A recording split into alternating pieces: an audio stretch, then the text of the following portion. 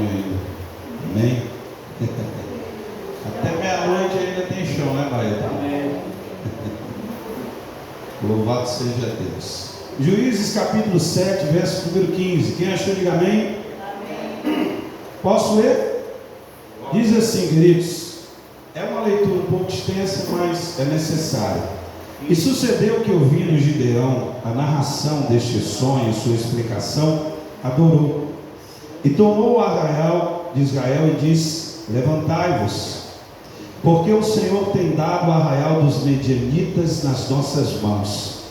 Então repartiu os 300 homens em 3 esquadrões, e deu-lhe a cada um nas suas mãos bozinas e cântaros vazios, e com tochas acesas nelas, e disse-lhes: olhai para mim e fazei como eu fizer. E eis que, chegando eu à extremidade do arraial, será que como eu fizer, assim farás vós. Ou seja, imite-me. Tocando eu todos os que comigo estiverem a buzina, então também vós tocarei a buzina ao redor de todo o arraial, e direi: pelo Senhor e por Gideão. Chegou, pois, Gideão aos 100 homens que com ele iam, e trouxeram o arraial, e os principais, e no princípio da vigília da meia-noite, havendo-se já posto guardas, e tocaram buzina, e partiram os cântaros, no caso quebraram os cântaros que tinham em suas mãos. Assim tocaram os 3 esquadrões as buzinas, e partiram os cântaros que tinham em suas mãos esquerdas, e as tochas acesas em suas mãos direitas, e as buzinas tocaram, e exclamaram: espada do Senhor e de Gideão. Amém? Amém. Glória a Deus. Querido Deus, eterno Pai, fala conosco. Precisamos ouvir e compreender, meu Deus, os planos do Senhor para a nossa vida. Eis aí o teu povo, eis aí, meu Deus, o teu rebanho. Não é meu, mas do Senhor.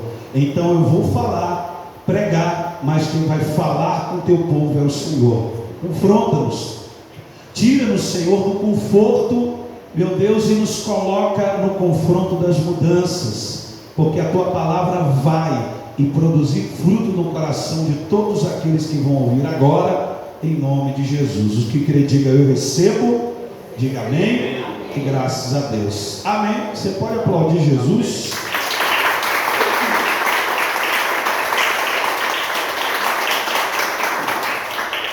Glória a Deus. Queridos, essa história é um pouco longa.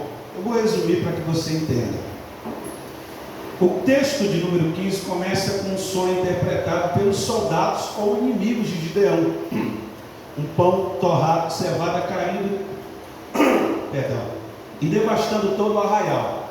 Em seguida ele diz: isso é a espada do Senhor e de Gideão, destruindo todos os nossos comandantes, inclusive nós, disse o soldado inimigo de Gideão.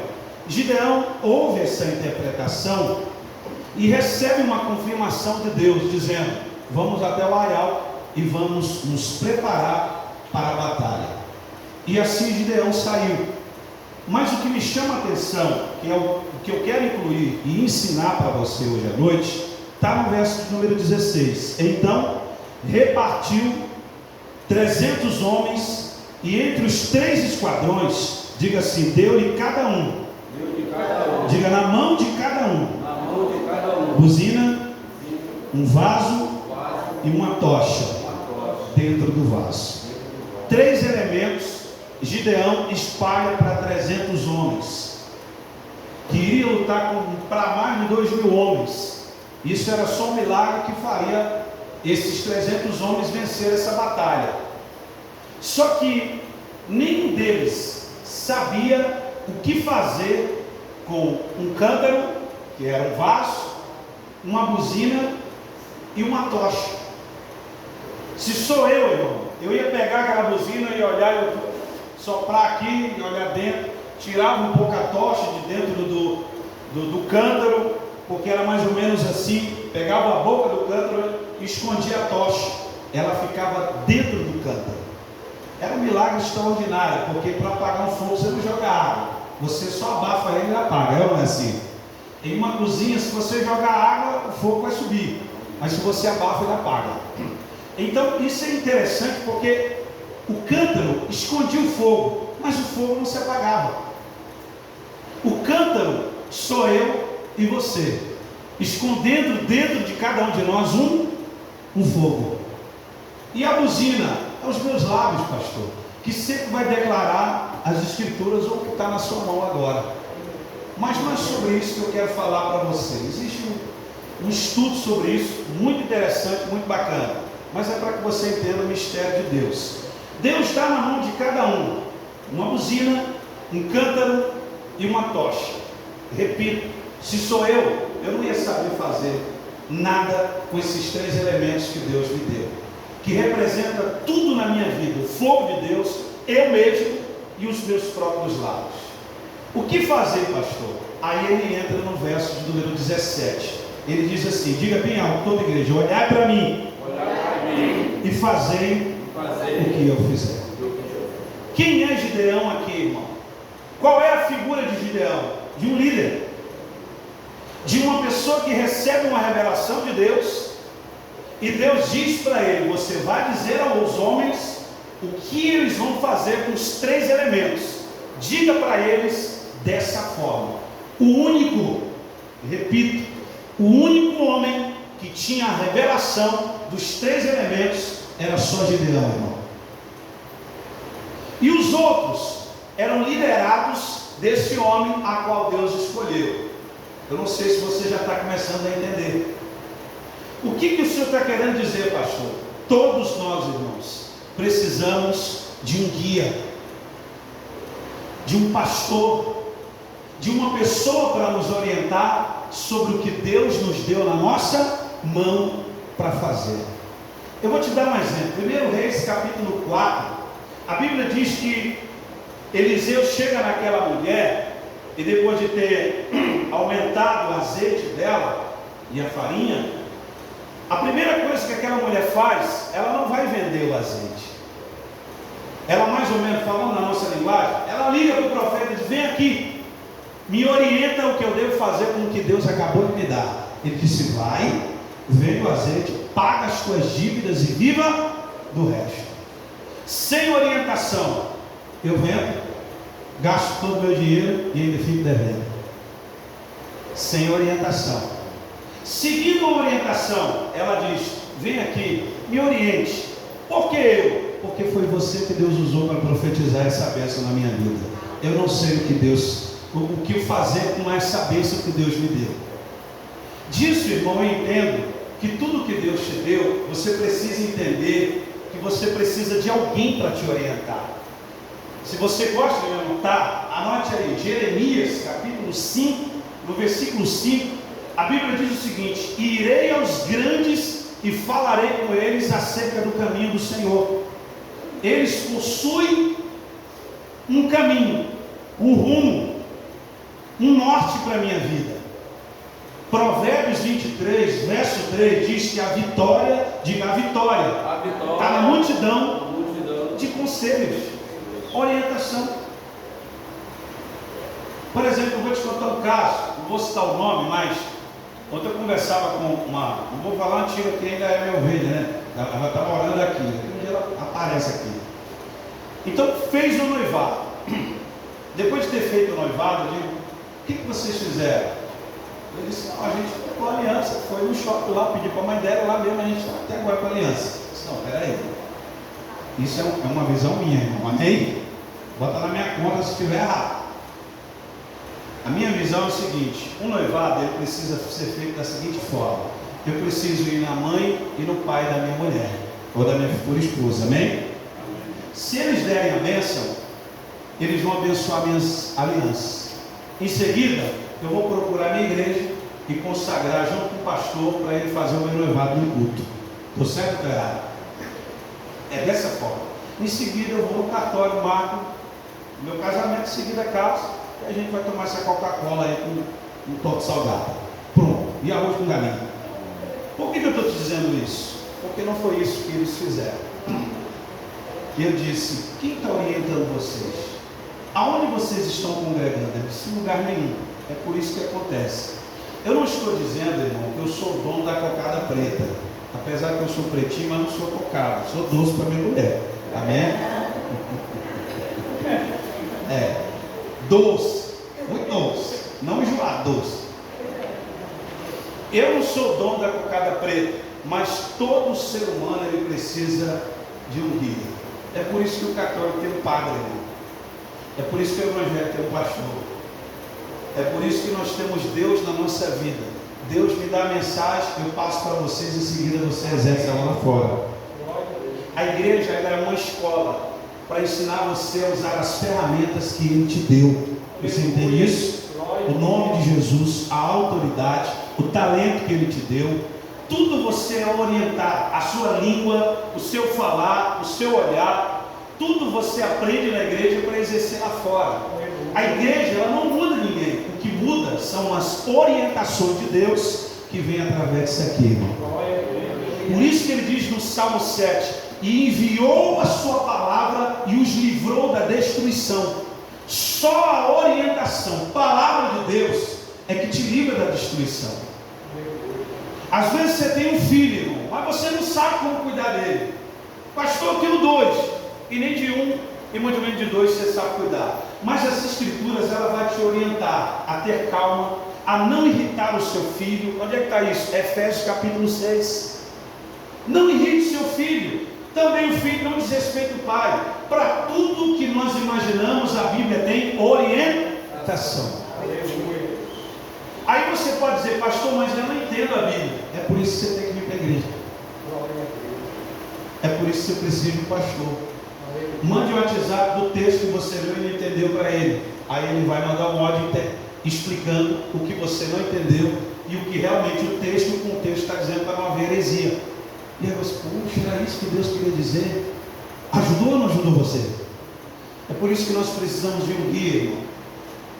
Hebreus 13, verso 11, ele diz: obedecei os vossos guias, imitai a fé de todos eles. Você teve um pastor, você tem um pastor, você segue um homem de Deus, amém? Amém. Não qualquer homem de Deus. Até o incrédulo sabe discernir o que é de Deus e o que não é. Hoje em dia é assim, né? Alguns charlatões por aí, mas enfim, vamos parar de falar dos outros. Mas quando você entende que é um homem ou uma mulher de Deus, você pede orientação. Diz: olha, Deus me deu um carro, mas eu não sei o que fazer, eu preciso vender esse carro, mas eu não quero vender. Pastor, ore por mim. Depois da oração, me orienta aí sobre as escrituras, o que eu devo ou não fazer. Pastor, olha, eu orei, mas a doença voltou, me orienta o que eu devo fazer. Você está entendendo? É isso, irmão. Pastor, eu orei, o meu esposo ficou curado, só que depois voltou aquele desejo de beber de novo. O que eu devo fazer? Tem uma palavra, é o que você tem que fazer. A maioria de nós temos um problema e nos trancamos nele e falamos assim: eu não vou contar para ninguém, porque se eu contar, né, vai sair no jornal da fofoca da igreja amanhã. É por isso, irmão, que eu volto a dizer, Jeremias 5,5, ele diz: irei aos grandes, não vá com ninguém pequeno. Eu não digo no que diz respeito à estatura.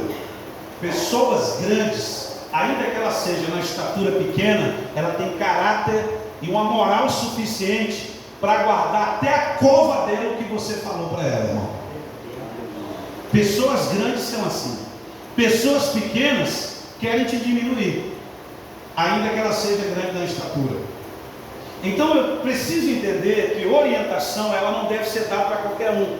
Se Provérbios 23 diz que o conselho a vitória está na multidão de conselhos, então não é verdade o que as pessoas dizem lá fora, que diz que se conselho fosse bom não dava, gente vendia. Às vezes dá vontade de vender mesmo, irmão, porque tem gente que não ouve conselho, né? Pastor, se sentar com o senhor, diga aí, tu vai ouvir? Porque se não for ouvir, eu quero que tu me pague logo. Porque esse conselho vai custar caro. Dá vontade de fazer isso, irmão. Não é, Margarida?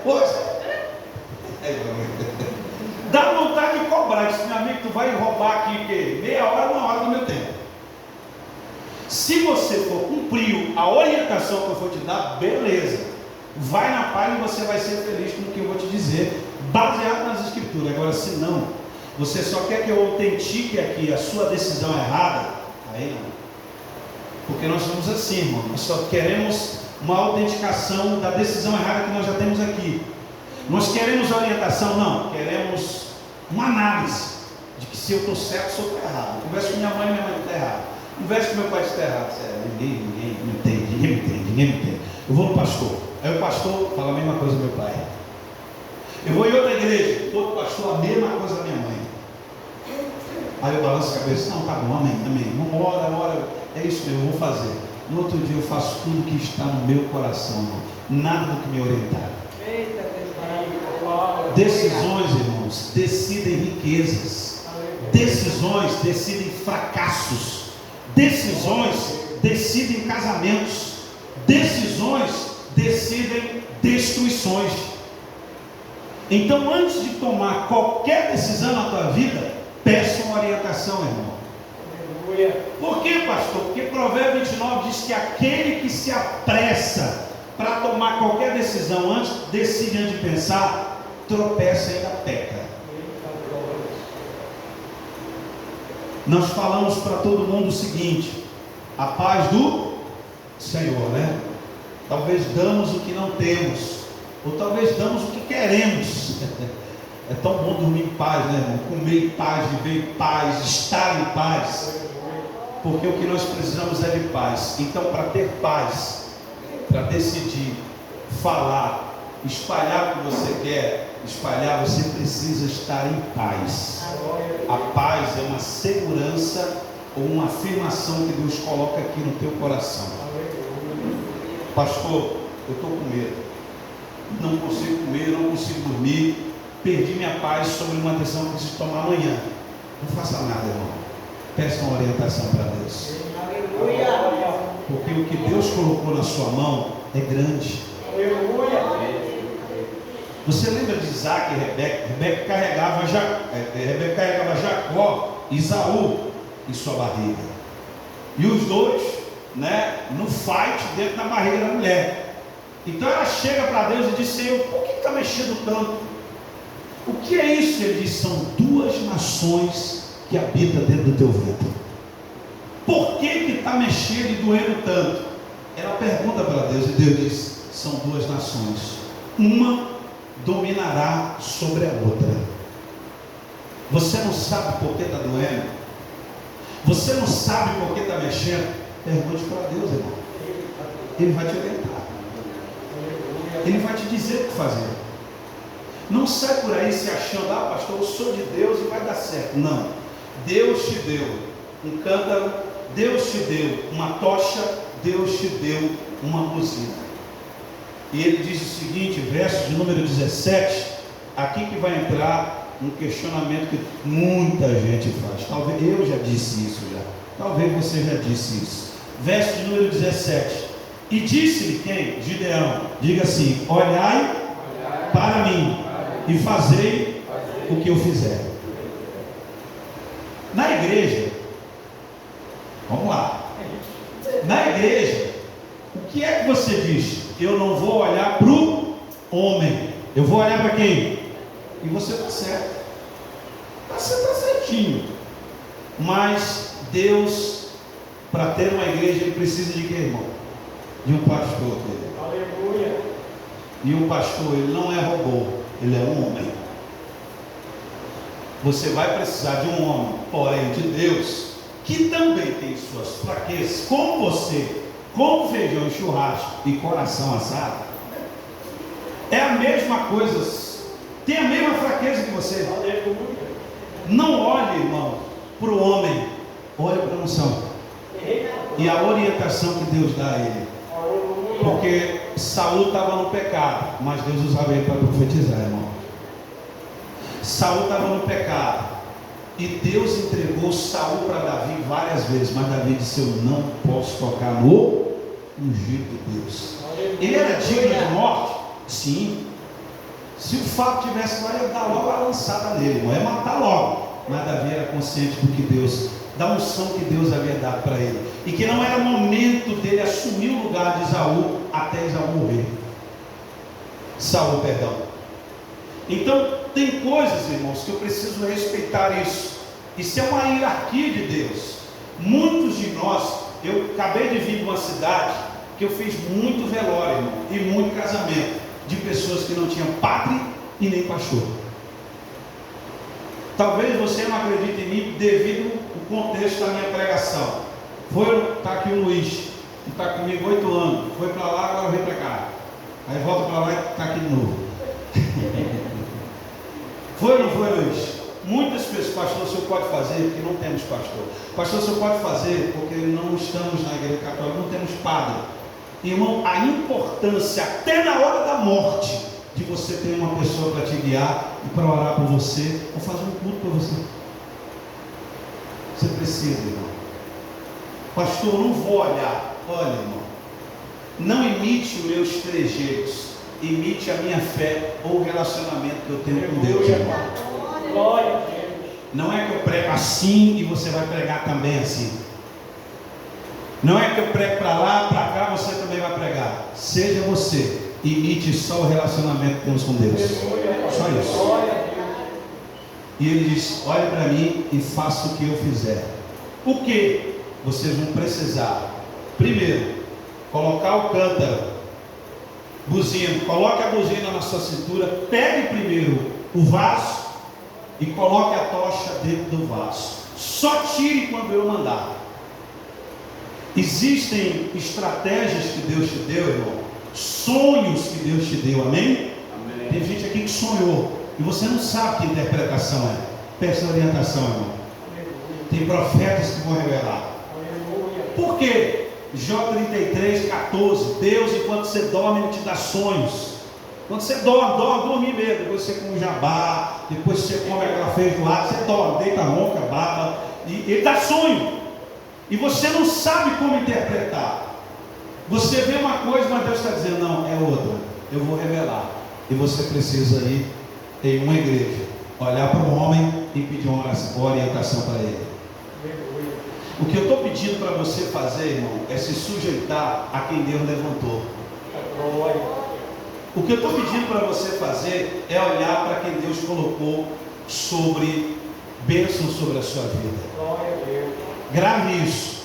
Deus nunca vai te dar o que você quer, mas Ele sempre vai dar o que você precisa num pacote que você não quer. Se você abrir, você vai encontrar o que você precisa. Eu vou ser mais claro. Eu preciso desse lenço. Amém? Mas eu coloco ele numa caixa. Deus coloca ele numa caixa. E quando Deus me entrega, eu não me agrado da caixa. Amém? Mas não é da caixa que eu preciso, é do que está dentro da caixa. Aleluia. Nem sempre homens que são pastores vão te agradar, irmão. Mas o que está dentro dele, você precisa. Eita, glória. Sabe aquela pessoa que chega e diz: meu Deus, eu Juarez que vai para mim, misericórdia. Aquilo canta que chega, dói o ouvido. Eu vou embora, vou dizer que eu estou com barriga, vou embora. O Juarez tem a cura que o pastor titular não tem. Está entendendo? Aí você só, não, pastor, se o titular não tiver, eu não vou. O Juarez tem o que você precisa, irmão. Deus vai te dar o que você precisa num pacote que você não quer. Abra e descubra o que tem dentro. Relaxe. Abra o seu coração e deixa Deus trabalhar, irmão. Não olhe para o homem, mas sim para o que está dentro dele. Aí você vai entender o que Deus tem para te dar. E depois de tudo isso, pastor, um dia, daqui uns 20 anos, Deus vai me levar daqui, amém? Dessa igreja, amém? Tá bom, 20 anos? 30? 40? Depois que eu morrer, irmão, pronto. Tem assim, né? Verso 21, vamos lá. Essa eu não li, mas eu vou ler agora com você. Diz assim: e depois disso, pastor, você vai fazer isso aqui, verso 21. E ficou-se cada um no seu lugar, ao redor do arraial. Então, todo o exército se deitou a correr, e gritando fugiram. E tocando, pois, os 300 a buzina, o Senhor tornou a espada um contra o outro. Eles começaram a se matar um ao outro, irmão. Os inimigos de Gideão. Eis que todos do arraial do exército fugiram até Zeré. Até aqui. Só isso. Depois da orientação, todos que foram orientados por Gideão, o que eles fizeram? Eles se mantiveram nas suas posições. Esse é o papel do pastor, irmão. Entra um, sai outro, mas você continua na sua posição com a sua trombeta. O cântaro que é você já se quebrou. Você já não é mais o mesmo. Mas o fogo ainda está levantado, erguido acima de você. Porque o fogo não é seu, o fogo é de Deus. Ele sempre estará lá. A buzina eu sempre irei tocar. E qual é a minha postura? Fique no lugar onde Deus te orientou a ficar. Pronto. Essa é a revelação que Deus deu a Gideão e ao povo. O texto é bem claro e bem específico. E ficou cada um no seu lugar do arraial. Eles estavam todos ao topo, acima do arraial, tocando. Eles não tinham descido ainda, irmão. Olha só. Todos estavam no seu devido lugar, a tocha levantada. E cada um que tinha uma tocha levantada representava 2.000 homens. Então, quando o inimigo via uma tocha levantada, ele diz: o general segura a tocha, e por trás do general tem 2.000 homens. Aí tu soma, irmão, 300 tochas. Dá uma matemática louca, além dos inimigos que estavam embaixo. Foi uma coisa de um louco e nos olhos para os inimigos, mas para Deus, essa era a estratégia de Deus. Gideão, continue no lugar de vocês. Como? Com a tocha levantada e tocando a buzina. Quando um cansar, pare, o outro continua. Quando o outro cansar, pare e continua. A buzina estava sempre soando. Sempre soando a buzina.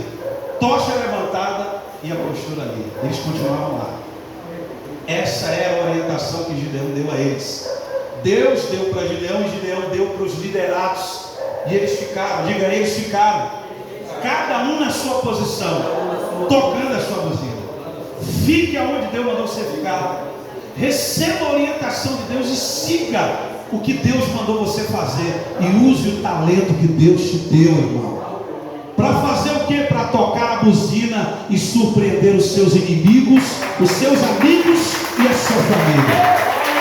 Faça isso. Isso é o que Deus tem. Glória a Deus. E se eu fizer o que Deus mandou, a orientação, você não vai precisar fazer mais nada, irmão, além disso. Sabe por quê? Porque a sua posição derruba os seus inimigos. Verso 21, diga, ficou cada um no seu lugar. Verso 22, tocando pois os 300 a buzina, diga, o Senhor, o meu Deus, fez com que os meus inimigos se destruíssem entre eles. Irmão, não vai atrás de fofoca não. Quem começa vai ser destruído por ela mesma. Aleluia. Já viu aquele ditado baeta? O peixe morre pela boca. Deixa ela lá, irmão. Só mantenha a sua posição. Fique na sua. Não vá atrás. Não dê resposta no estado. Fique quieto, irmão. Continue postando seus versículos. Continue postando seus vídeos. Viva a sua vida. Porque o Senhor, enquanto você está na posição, eu tenho uma posição em Deus. Eu tenho uma posição em Deus todo dia de madrugada. Eu tenho uma posição em Deus todo dia meia-noite. Eu tenho uma posição em Deus todo dia ao meio-dia. Eu tenho uma posição em Deus toda hora que Ele me chama. Permaneça nela, irmão. Porque você não vai precisar levantar um dedo. Deixa Deus levantar para você. Porque quem quer te destruir será destruído. Pronto. E eu vou vibrar, pastor? Não. Você só vai orar, irmão. Porque tem pessoas que faz o veneno e em seguida toma ele próprio. Você não precisa mandar ninguém tomar. Então, queridos, coloque uma coisa no seu coração. Toque a buzina. Continue suando ela na sua posição. Essa é a orientação que Deus te dá hoje. E como é que eu vou tocar essa buzina? Aí a gente vai matar aqui esse coelho numa carga só. Pronto. Hebreus 10. Aí eu encerro Hebreus 10, verso 23. Aí eu encerro para você. Como é, pastor, que eu toco essa buzina? Eu vou te ensinar agora.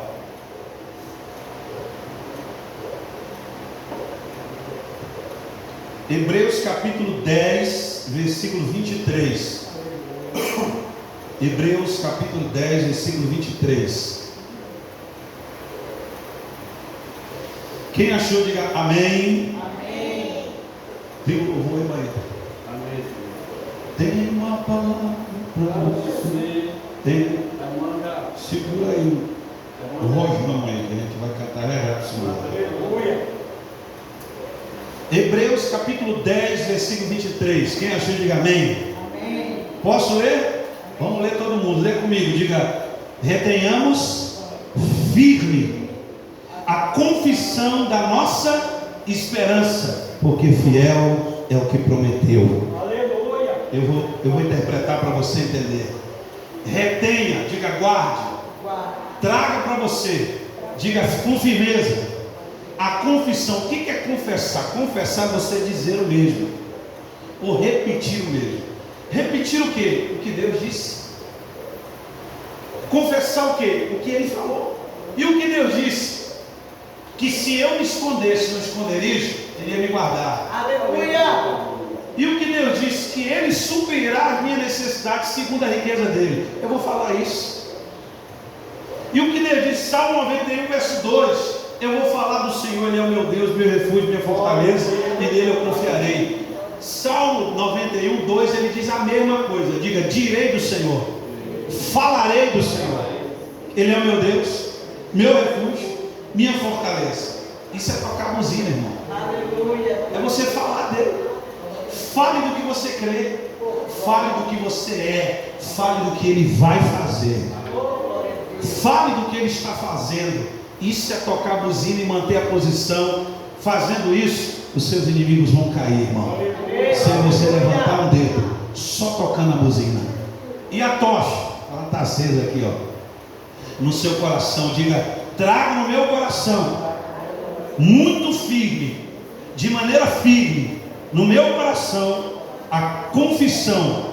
Repito o que Deus disse, porque o que Ele disse me traz esperança. Amém? Amém. O que você fala é a sua esperança, é o que você espera, é o que você crê, é o que você persevera. Por quê? Porque fiel é o que prometeu, irmão. Aleluia. Eu falando do fiel, o Bahia está lembrando o cachorro dele. Fiel. Ele está lembrando fiel. Hoje teve esse nome, Bahia. O próximo gato, o cachorro que Deus me deu, botou o nome dele, Chico. Ah, foi a irada dele. Ah, é forte. Fiel é o que te prometeu. Se Deus falou para Gideão que nenhum dos homens iriam morrer, por quê? Porque 300 homens, na escolha, todos os covardes foram embora, só os 300 corajosos ficaram. E por que Ele me escolheu? Porque você tem coragem, irmão. Aleluia. Você não corre da batalha, Aleluia. você não foge de nada disso que estão te aprontando. Você mantém a sua posição. Glória, Jesus. Você não entrega a sua casa para a dona que te alugou. Você não vende a sua casa por causa dos outros. Você não vende o seu carro por causa dos outros. Você não sai do emprego por causa dos outros. Você fica lá. Por quê? Porque fiel é o Deus que te prometeu de te honrar no lugar onde você está. Você se manter firme. Fique lá. Fique firme. E fique em pé, porque Deus é maravilhoso. E aplauda Ele mais uma vez.